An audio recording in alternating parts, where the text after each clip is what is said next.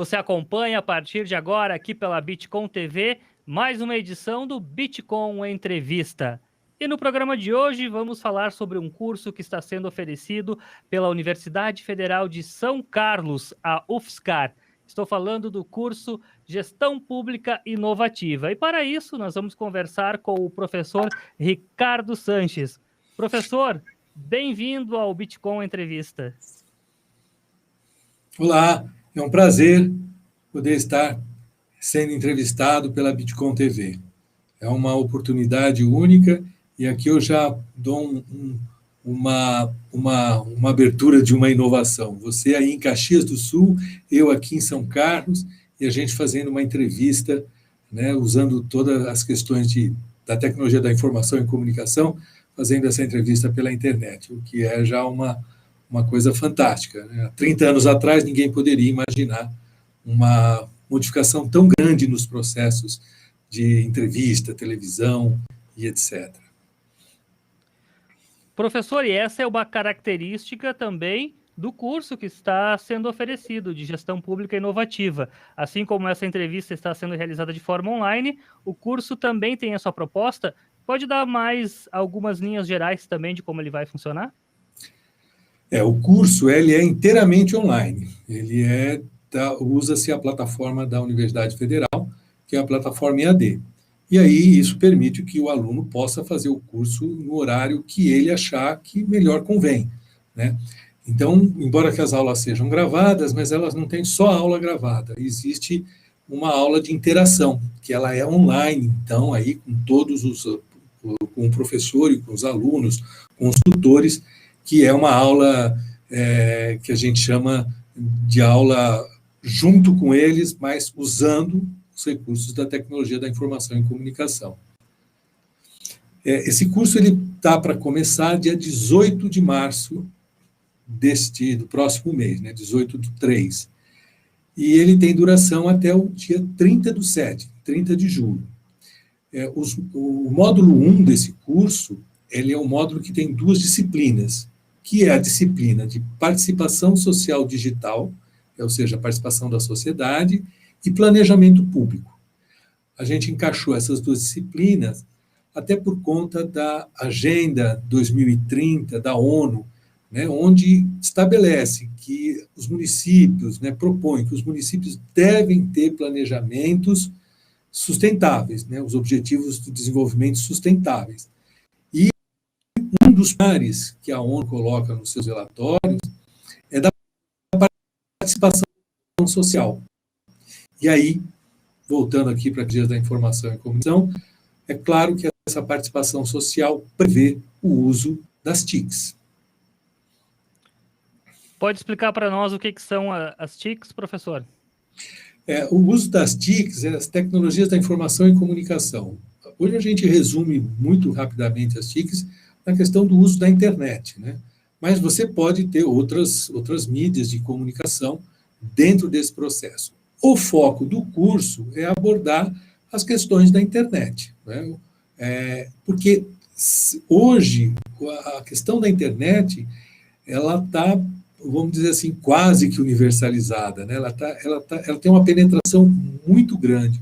O último estudo do BGE diz que 67% da população brasileira, o que é bastante, tem uso com frequência da rede internet. Eles estão conectados diariamente fazendo alguma coisa. Então, ou seja, você imaginar que 67% da população do Brasil está conectada, é claro que o curso de gestão pública inovativa da Federal considera a revolução que a internet tem trazido para o setor público. Então, esse é o propósito do curso, né? Pelo menos no módulo 1, que trabalha essas duas matérias, levar esse conhecimento, que é um conhecimento que está dentro da universidade, levar ele de forma para que o gestor público possa aplicar esse conhecimento. Isso a gente acredita que possa transformar a vida das pessoas do município, né, trabalhando com a questão de inovação e do uso de tecnologias. Professor, para quem que é interessante esse curso? Para gestores públicos em geral, prefeitos, secretários, funcionários públicos, servidores? Para quem mais é interessante? O curso foi pensado, né, ele está estruturado principalmente, e não só principalmente para os agentes públicos, que seriam os funcionários públicos, e os agentes políticos, que são os eleitos, né, que são os prefeitos, os governadores, porque esse grupo, principalmente, ele é um grupo que transforma, que atua diretamente na gestão pública. Mas, é claro, o curso é aberto para todo aquele que tem interesse, para empreendedor, para o cidadão, para estudante, até professor, porque a vida pública, ela perpassa pelo nosso dia, né? Todas as vezes que a gente faz alguma coisa. A gente está andando de carro, a gente está usando infraestrutura pública, se a gente paga uma conta de luz, água, a gente está usando infraestrutura pública. Então, eu diria assim, principalmente para os gestores públicos, tanto o político como o funcionário, assim como toda a sociedade que queira aprimorar, né, queira entender um pouco mais, queira verificar as possibilidades que a gestão pública pode modificar. Porque se você melhora, capacita a gestão pública, pressupõe-se que você pode ter melhores serviços na ponta. Ou seja, o cidadão, no fim, será o beneficiado. É o que a gente espera com esse curso. Uma gestão pública inovativa, a gente tem algum paralelo em outro setor, professor? Por exemplo, pegando o exemplo dos bancos, processo burocrático que era feito algum tempo atrás, vem os avanços tecnológicos, hoje tu faz praticamente tudo de casa, não precisa ir até uma agência.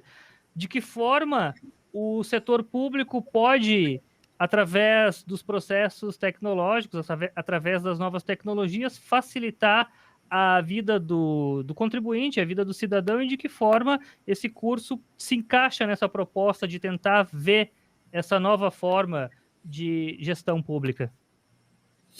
É um exemplo muito agradável e de forma fácil de comparação é com os bancos. Todo mundo, todo cidadão tem contato com o banco.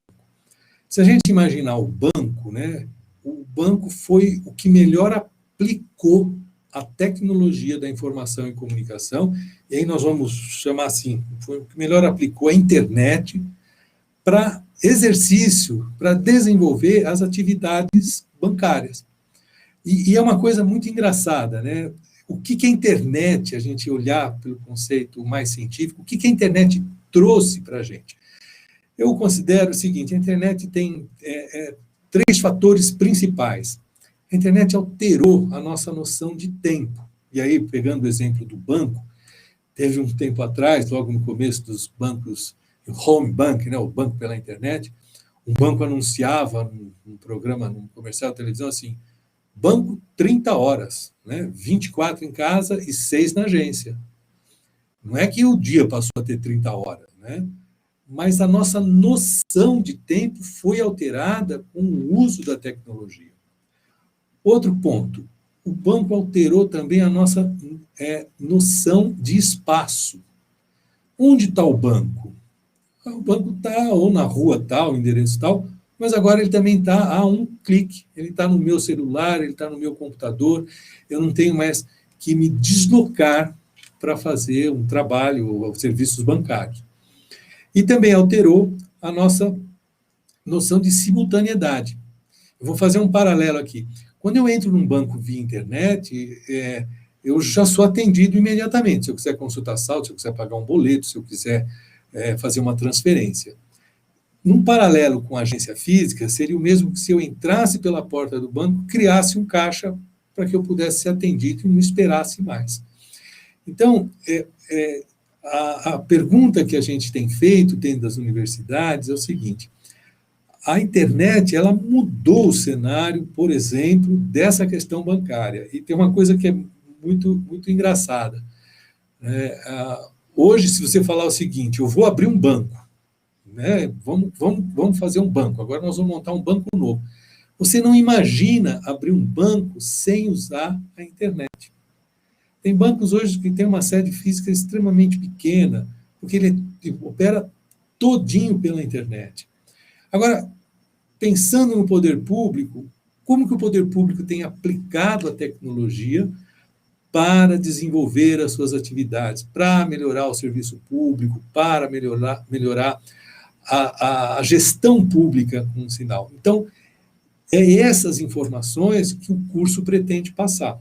Nós pegamos o conhecimento que a Universidade Federal de São Carlos desenvolveu ao longo dos seus 60 anos, né, e vamos trazer isso de forma a mostrar, a capacitar os agentes políticos e públicos, olha o que é possível fazer, né? E o banco teve um grande avanço no exercício das funções bancárias. Ele, por consubstancial, diminuiu um número muito grande de funcionários, né? Hoje, o cliente do banco faz parte, se é um banco pela internet, ele ajuda o banco, né? Ele faz parte do investimento do banco, porque ele tem que ter o computador dele para acessar o banco, ele paga a conexão dele para poder acessar o banco. Então, ele pode falar assim, olha, é o CAPEX e o OPEX. E ele faz operações do cliente que antes só o funcionário do banco fazia. Por exemplo, quando não tinha internet, quem via saldo era o funcionário do banco. Hoje não, ele transferiu boa parte dos serviços para os clientes, tá certo? E a gente ainda paga a taxa de manutenção de conta e está feliz. Então, são essas noções que a tecnologia pode auxiliar em muito, né? Resolver muitas coisas, e aí, para cada cidade, para cada gestor, pode ter uma questão principal, primordial, né? Uma coisa diferente, porque os municípios no Brasil, o Brasil é um país continental, são muito diferentes, têm problemas diferentes. Então, é basicamente isso, né? A gente tentar aplicar, assim, vamos dar um exemplo, assim como os bancos aplicaram as tecnologias da informação e comunicação para exercer a função bancária, que o gestor público possa também ter em mente tudo que ele pode aplicar para desenvolver a gestão pública. Professor, termos como empreender e inovar são comuns na iniciativa privada. De que forma é possível inovar no setor público quando a gente sabe que existe uma legislação, que ela limita, existem processos burocráticos? É possível inovar dentro do setor público? De que forma? Né, esses termos, os termos de empreender e inovar, eles são possíveis em todos os lugares, né? Você pode empreender e inovar dentro do esporte, você pode empreender e inovar dentro de casa, você pode empreender e inovar na gestão pública. A gente fica muito mais focado, né, com essa questão de que a iniciativa privada tem isso. Mas eu posso dizer um empreendedor gigante, um empreendimento público conhecido no mundo inteiro. A Muralha da China eu considero um empreendimento público. É uma obra gigante, não tem nada de inovação, mas é um grande empreendimento, né? E a pessoa foi empreendedora nesse aspecto. E teve um fim, que era proteger das guerras, fazer isso. Então, o empreendedorismo, eu considero que ela está dentro da pessoa, né? O ato de empreender, de agir, de fazer, de trazer para si as responsabilidades e modificar aquilo que está no processo. A inovação também está dentro do setor público, né? Você tem inovações, você fala, não, a inovação está no setor privado só. Não, ela está dentro do setor público. Você pode inovar um processo no setor público. É que a gente muitas vezes fica preso à inovação como uma coisa inédita, né? Vou dar um exemplo que também deve servir para a compreensão de todo mundo. Quando nós tínhamos o telefone fixo, né, de teclado e tal, eu considero uma inovação o telefone celular, porque ele rompeu, né, ele fez uma cisão com o processo que vinha. E aí o telefone celular foi uma grande inovação, eu podia falar andando, me locomovendo em movimento.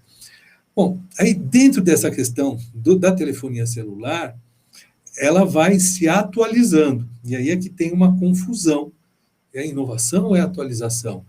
E é claro, esses conceitos são conceitos que são discutidos até hoje. Mas dentro da telefonia celular, eu considero que tem uma inovação. Quando você tirou o teclado, né? E aí você fez a tela touch, e aí você passou. Então, isso teve uma inovação. Você, não é uma evolução do teclado, é uma nova coisa que está fazendo com que o humano se relacione com a máquina.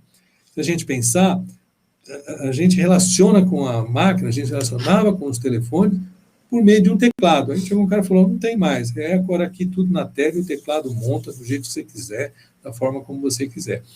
Então, eu posso falar o seguinte, eu vou inovar, e aí eu vou aproveitar a disciplina do curso. Um exemplo que a gente pode ter no processo de inovação no setor público é, por exemplo, eu considerando a Agenda 2030 da ONU, né, que estabelece os Objetivos de Desenvolvimento Sustentável, né, para as cidades, para os municípios, e põe como um pilar, uma condição sine qua non, a participação da sociedade. O município pode fazer a discussão da LDO, da Lei de Diretrizes Orçamentárias, ou da LOA, da Lei Orçamentária Anual, fazendo uso das tecnologias da informação e comunicação, né? Falando o seguinte, olha, eu vou incluir a sociedade na discussão dos planejamentos orçamentários do meu município, que é garantido pela nossa Constituição, através do artigo 29, né? Eu garanto essa participação e vou utilizar a internet através do dispositivo smartphone. Então, o prefeito que fizer isso, né, se na cidade não teve, ele está operando com uma inovação, ele está operando com uma inovação no processo. Ele não precisa criar um aparelho para... Eu criei um aparelho para a gente participar do orçamento. Não. Como é que eu participava antes da discussão orçamentária? Ou através do meu vereador ou na audiência pública do orçamento. Mas se eu vou na audiência pública do orçamento, é difícil eu ter uma participação, porque a audiência pública ela transcorre de um jeito por ela, né? É um formato de uma audiência pública e ela é obrigada por lei, a prefeitura, a apresentar essa audiência pública. É assim que vem sendo feito em muitos lugares, né? Então, aí, por exemplo, o prefeito de Caxias fala, este ano, meu primeiro mandato, ou o prefeito que acabou de entrar, ou o meu segundo, ele fala, eu vou fazer um orçamento participativo aqui, vou fazer um orçamento com a participação da sociedade na discussão do orçamento, fazendo uso da tecnologia da informação, da internet, e usando o dispositivo smartphone, já que o IBGE apresentou uma pesquisa que 67%, quase 70% da população brasileira se conecta diariamente à internet através de um smartphone.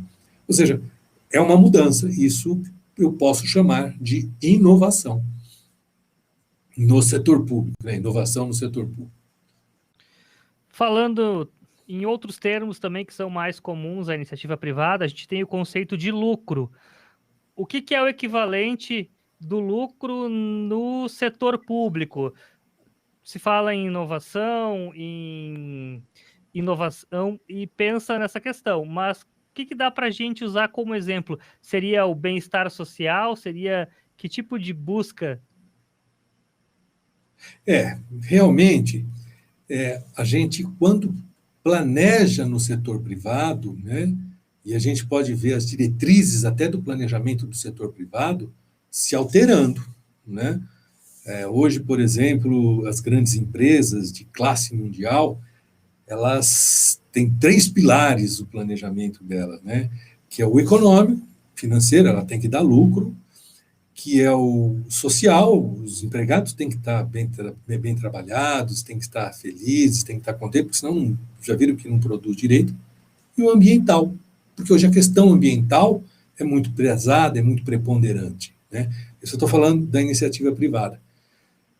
Mas, claro, se sobrepõe dentro da iniciativa privada a gestão, favorece a gestão econômica, ou seja, a empresa tem que dar lucro, né, porque senão ela fecha, Eu não posso levar esta lógica do setor privado para o setor público.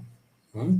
O setor público, ele tem outra finalidade, posso sim considerar o bem-estar social. O setor público, ele pega dinheiro de todos os cidadãos. Né? Então, por exemplo, os são carlenses que pagam os impostos, esses recursos são repassados pela prefeitura. E eles esperam que os serviços sejam bem feitos. Não tem o conceito lucro, né, que o setor público tem que dar lucro, mas existe um conceito no setor público também de superávit ou déficit. É claro que o orçamento, o planejamento do setor público, ele é diferente do setor privado, né, até porque existem leis, né, existem leis que limitam esse orçamento, já que o dinheiro não é do prefeito, é da sociedade. A lei de responsabilidade fiscal, pensando em planejamento econômico, ela estabelece que não pode gastar mais que 60% com folha de pagamento. Mas ele também não pode gastar menos que 25% na educação. E ele tem que gastar de 15% a 20% na saúde. Educação e saúde são serviços públicos essenciais. Então, o Estado de Direito, né, que é essa imposição legal, ela traz alguns pressupostos já para o setor público fazer o planejamento. E dentro de uma empresa, eu posso ter um planejamento top-down. Eu penso e mando executar, porque a empresa é minha, ou é do meu grupo, e faço isso. O setor público é diferente. A gente tem que considerar os diversos atores que compõem a cadeia, que fazem parte da gestão pública, né? Os funcionários, os cidadãos, as diferenças, né? A questão da democracia, falar a democracia é a maioria, então as minorias estão esmagadas. Não pode ser assim. A gente tem que, dentro do processo democrático, dentro de um planejamento, a gente tem que preservar também as questões das minorias, senão elas acabam, né? Porque se sempre for votação de maioria, e não se conseguir fazer políticas públicas para preservar, ou, por exemplo, os silvícolas, os índios, você acaba com eles. Se não conseguir preservar o meio ambiente, você acaba. A lógica econômica dentro do setor público, ela tem que ser aplicada com responsabilidade e com outra visão que não o lucro. A palavra lucro no setor público não deve existir. Mas também não deve existir a palavra déficit total. Não, a gente sabe que tem que ter o equilíbrio fiscal. E tem leis que reforçam isso. Então, o planejar público, ele é diferente do planejar privado. E nem por isso não se dá para empreender no setor público, e nem por isso não se dá para ter superávit ou para ter um orçamento brilhante, né? O que arrecadou, gastou. Então, ele teve uma aplicação adequada, ideal e etc. Então, eu acho que as concepções que a gente tem hoje, muito fortes, né, que vêm do planejamento privado, elas têm que ser repensadas. Realmente fazer não só o gestor público, mas toda a sociedade se perguntar: o que é o lucro no setor público? Como você fez essa pergunta? Achei uma pergunta fantástica. O que é o lucro no setor público? Né? Como é que eu faço isso daí? Como é que eu penso a minha cidade? Como é que eu planejo a minha cidade? E, em muitos lugares, a prefeitura é a maior empresa que tem, tanto quanto emprega, quanto arrecadação. Então, é muito importante esse planejamento público. E é por isso que esse curso quer levar esse gestor ideias, conceitos, ferramentas, tecnologias aplicadas, para que o gestor público, seja ele o político ou o funcionário, possa realmente, fazendo uso das tecnologias, aprimorar essa gestão. Né? Voltando no exemplo para trás que a gente teve, como o banco aplicou a tecnologia, vale para o setor público aplicar também essa tecnologia em sua grande amplitude, na maior parte dos serviços que ele presta à população. Professor, é uma ótima oportunidade, então, para gestores se atualizarem esse curso, para entenderem os processos tradicionais de gestão pública, mas a partir daí é uma demanda da sociedade. Quer mais agilidade, quer que os processos sejam desburocratizados. Então, esse curso é uma excelente oportunidade para isso. Isso é verdade. Se a gente comparar o mundo público com o mundo privado, a gente consegue perceber enormes diferenças, né, de aplicação de tecnologia. Eu costumo fazer uma comparação até forte, assim, eu considero. A tecnologia, a inovação tecnológica, né, e a internet é o nosso invento contemporâneo, né, ela vale mais da forma como ela melhor é aplicada. O que a mensagem que a gente consegue perceber é o seguinte: as empresas que melhor aplicam, ou mais rápido aplicam, o uso das tecnologias em benefício dos seus trabalhos, ganham diferencial competitivo. Assim é no setor público. A prefeitura que melhor aplicar, ela vai ter economia de orçamento, ela vai ter melhoria na gestão, ela vai ter melhoria no atendimento, ela vai ter uma melhor utilização dos recursos públicos. Porque a tecnologia nos permite aprimorar essas funcionalidades que a gente tem. E a gente sabe que eu, por exemplo, tenho uma relação com o banco, com transferência, muito mais fácil, que às vezes eu consigo emitir uma segunda via de uma conta, né, de um serviço público, de água, ou do carnê do IPTU e etc. É comum a gente, às vezes, ver prefeituras, né, emitiu atestado de óbito no mês, mas no mês seguinte mandar o carnê de IPTU por mesma pessoa que emitiu o atestado de óbito, né?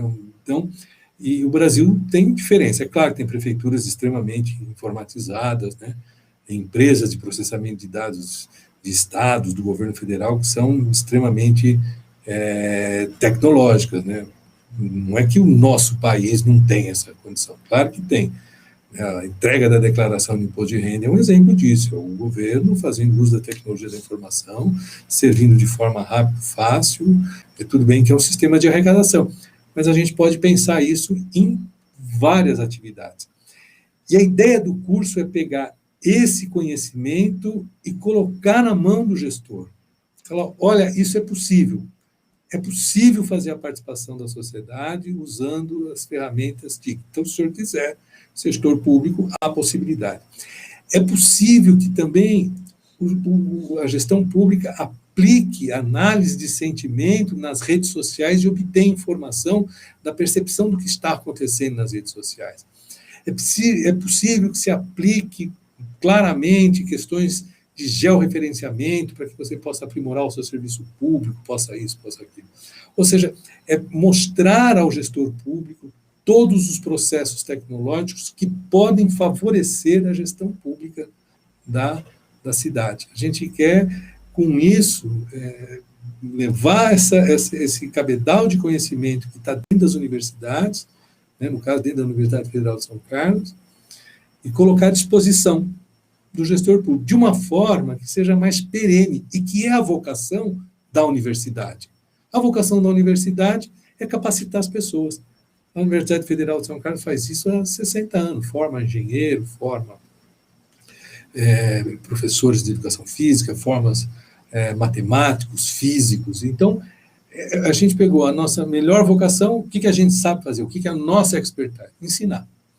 Então, talvez provocar a transformação através do conhecimento e aí dirigir esse curso para a gestão pública, funcionários públicos, políticos, profissionais que trabalham com o setor público. Então, o empresário que trabalha com o setor público, para ele é interessante um curso desse, né? E até para o cidadão, o estudante, para aqueles que querem ter uma relação com o setor público. Professor, quem está assistindo a entrevista pode se perguntar, mas São Carlos, ouvi falar pouco, essa cidade, o que ela tem a ver com a ligação com inovação, com isso? Gostaria que o senhor explicasse. São Carlos tem aí um case, tem vários cases nessa área que vão impressionar quem não conhece muito. São Carlos é uma cidade aqui, ela tem o apelido dela, né, de capital da tecnologia. Então, São Carlos tem duas grandes universidades públicas, né, e universidades particulares de altíssima qualidade. Mas tem a USP e a Federal aqui.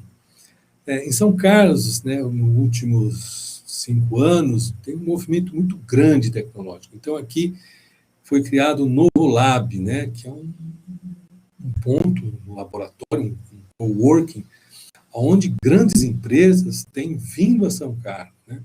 Uma das empresas que a gente foi noticiada na imprensa local, até na imprensa televisiva, é o iFood. Hoje mantém em São Carlos praticamente 60 postos de trabalho de programação. Então, o iFood pegou uma parte da programação dele, trouxe para São Carlos, porque São Carlos forma, né, anualmente de 150 a 200 profissionais na área de computação, física computacional, computação. Então, nessa área, você tem uma mão de obra aqui em São Carlos que é produzida. E o que a gente tem visto em São Carlos é que, muitas vezes, o estudante que vinha de fora, estudava, se formava e ia para fora. Hoje, o estudante tem ficado em São Carlos. Né? E isso tem propiciado, não só o iFood montou pontos aqui, nós temos uma oficina da TAM aqui em São Carlos, então, na área da aeronáutica, o Redcore, né, o quartel-general da Serasa Experian está aqui em São Carlos. Nós temos uma fábrica de drone aqui em São Carlos, conceituadas. Não sei se vocês viram, mas nós temos até o relançamento do Zeppelin aqui. Né? Então, tem os infláveis que estão sendo feitos vários experimentos para transporte de carga, né, que é uma forma barata e mais econômica até para fazer isso. Então, São Carlos ela é uma capital da tecnologia, né, considerada uma capital da tecnologia. Não sei hoje, mas há um tempo atrás, quando eu fiz alguns levantamentos disso, nós temos uma quantidade muito grande de professores doutores por número de habitantes, acho que é um dos maiores da América Latina, devido às duas universidades, né? E a população de São Carlos não é uma população gigante. São Carlos hoje está em torno de 250 mil habitantes. Então, a gente tem algumas características de São Carlos que favorecem. Por exemplo, Embrapa, nós temos duas Embrapas em São Carlos. Uma Embrapa Instrumentação e uma Embrapa Sudeste, que faz um trabalho com bovinos e ovinos. Né? Então, se você olhar São Carlos, né, uma cidade tem duas Embrapas, duas universidades, tem várias empresas de tecnologia, tem o Novo Lab, que tem um case fantástico que aqui em São Carlos, que tem congregado empresas como iFood, empresas de tecnologia. Uma empresa que é daqui de São Carlos também é o Arquivei. Né? Então, essa questão das TICs, das tecnologias de São Carlos, é uma questão muito forte. Né? E a gente acha que é essa experiência que a gente está passando para fora. Né? Se eu olhar a cidade no processo vocacional, eu acho que a universidade contribuiu por demais para a iniciativa privada. Né? Então, se você vê essas coisas acontecendo, você vê empresa de drone, você vê profissionais que saem da universidade trabalhando em empresas de classe, como o iFood, você vê o Arquivei, e aí surge a pergunta, mas será que a gente não pode fazer algo da mesma forma como a gente, né, a universidade faz esse papel, ela tem essa transformação do ambiente que ela está. Vamos levar isso também para a gestão pública, de uma maneira equilibrada, de uma maneira que a gestão pública possa aplicar de forma clara. Né? Essa é a coisa. Então, São Carlos reforça, na minha opinião, o papel de capital da tecnologia, buscando um curso, fazendo um curso para a gestão pública. Muito bem, professor, a conversa está muito boa, mas esta edição está quase do final, esta edição do Bitcoin Entrevista. Vamos aproveitar essa reta final para repassar as informações sobre o curso de Gestão Pública Inovativa, mas lembrando, tem alguma parceria com outras universidades? Para quem fizer o curso, vai poder aproveitar? O curso, ele é um curso que a gente prevê como um curso de especialização. Então, nós lançamos o módulo 1, mas se o aluno continuar a frequentar os outros módulos que serão lançados, são 5 módulos, ele vai ganhar o título de especialista reconhecido pelo MEC. Isso, para o funcionário público, é um título, é um grau. Tá? E esse curso tem, sim, uma parceria com a Universidade do Porto. Inclusive, a matéria de empreendedorismo, né, no setor público vai ser ministrada por um professor da Universidade do Porto. Essa parceria internacional facilita muito o fluxo de alunos de um lugar para o outro. Então, o aluno que sair com um curso de especialização aqui, como ele tem esse curso tem um vínculo com a Universidade do Porto, isso facilita muito o ingresso do aluno para um mestrado, para um trabalho ou para outras coisas dentro da Universidade do Porto, ou fazer outro curso de especialização na Universidade do Porto, porque é um curso onde as duas universidades estão em parceria nesse curso. Então, essa é uma das vantagens que eu vejo também nesse curso. Não é um curso local, é um curso que tem a parceria com a Universidade do Porto, é um curso que prevê esse processo, né? É um curso que, de certa forma, aquele que aprender sobre planejamento público, aonde possa ser aplicado, ou nos conceitos da ODS, que é o objetivo do curso, ele pode ter funções aqui no Brasil, como em Lisboa, ou em qualquer outro país do mundo que esteja, que aderiu à Agenda 2030. Então, é por isso, porque esta matéria ela não é uma coisa exclusiva do Brasil, né? Como é uma proposta da ONU, os problemas que os países, né, podem ter, o Brasil pode ter também, as soluções que a gente pode encontrar aqui, os outros países também podem usar o que a gente pode fazer aqui. Isso eu acho uma coisa importante, né? uma questão importante dentro do processo do curso. Isso é um aproveitamento que eu acho máximo para o aluno. Além dele fazer um curso, ele pode ter uma extensão disso na Universidade do Porto. A pandemia atrapalhou muita coisa, né? Muitos projetos nossos, mas a gente previa o aluno sair do Brasil, ir para o Porto, fazer uma matéria lá e voltar, lógico, aqueles que pudessem ou quisessem. Aí a pandemia deu um problema, mas o acordo, a parceria existe. O professor da Universidade do Porto de Portugal dará a aula dele de empreendedorismo, né, público e inovação, e vai ser via internet, né, com aulas gravadas, vai ser na plataforma EAD. Isso é bem interessante. Só reforçando, então, inscrições até o dia 18 de março, curso totalmente online. Desculpa, é até dia 15. Tá? A inscrição, até o dia 15. Até o dia 15, porque é dia 18. A inscrição, desculpa te interromper, mas hoje ela é uma inscrição que a gente considera extremamente econômica. O valor da inscrição do curso é R$500, e são 4 parcelas de 462 e um pouquinho. Isso está lá no site da Universidade Federal. Muito bem, então, inscrições até o dia 15 de março. É só fazer a inscrição pela internet, fazer todo o curso de forma online, Gestão Pública Inovativa da UFSCar, Universidade Federal de São Carlos. Professor Sanches, muito obrigado por ter participado do Bitcoin Entrevista e sucesso com esse curso. Muito obrigado. Eu aqui agradeço ter a oportunidade de dar uma entrevista a vocês. Muito obrigado. Esse foi o professor Ricardo Sanches, da UFSCar, Universidade Federal de São Carlos, aqui no Bitcoin Entrevista. Esta edição vai ficando por aqui. Muito obrigado pela sua companhia e até a próxima edição.